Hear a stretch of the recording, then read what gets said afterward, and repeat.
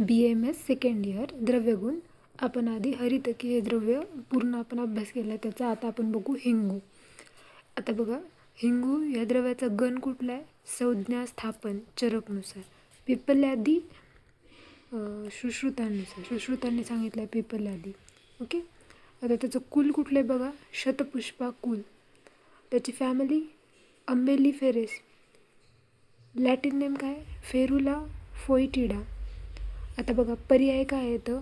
हिंगूचे पर्याय. हिंगू आहे हां, जतुक आणि उग्रगंध. आता हिंग बघा, सहस्त्रवेदी पण त्याचा पर्याय आहे, म्हणजे हजारो उपयोग. आणि जतुक म्हणजे लाखेप्रमाणे. समजलं?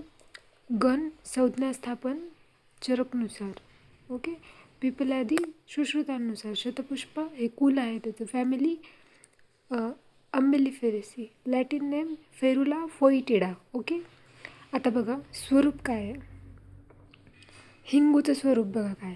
हिंगूचं जे वृक्ष असते ते बहुवर्षायू वृक्ष असते. लहान असते पण त्याचं आयु जास्त असते, त्याच्यामुळे त्याला म्हणते बहुवर्षायू वृक्ष. 2 ते 3 मीटर उंचीचे असते.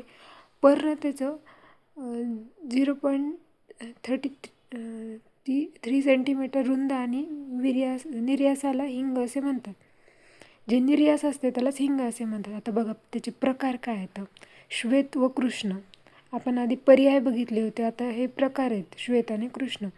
आता बघा, श्वेत हिंगाचा निर्यास सुगंधी व हिऱ्याप्रमाणे चमकदार असतो व पांढरा म्हणून त्याला हिरा हिंग असे म्हणतात. तो श्रेष्ठ. कृष्ण प्रकार दुर्गंधित असतो. कृष्ण प्रकार दुर्गंधित आणि श्वेत हिऱ्याप्रमाणे चमकदार सुगंधी असतो म्हणून त्याला हिरा हिंग असे म्हणतात. आता बघा काय म्हटले, संग्रह काल व विधी. वसंत ऋतूत झाडाला खाचे येऊन तो निर्यास जमा होतो. तो 1-2 दिवसांनी काढून व नंतर वारंवार निर्यास जमा करतात. अनेक वेळा निर्यास केल्यास झाड वाळवण्यात येते. हिंगूचं संग्रह काल व विधी आहे हिंगूचं. आता आपण बघूयात भेसळ व अग्राह्य हिंग. नेक्स्ट पॉईंट आहे भेसळ व अग्राह्य हिंग.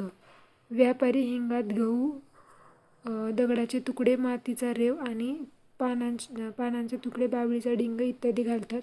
ही भेसळ पाण्यात खाली बसते व हा हिंग नीट जळत नाही.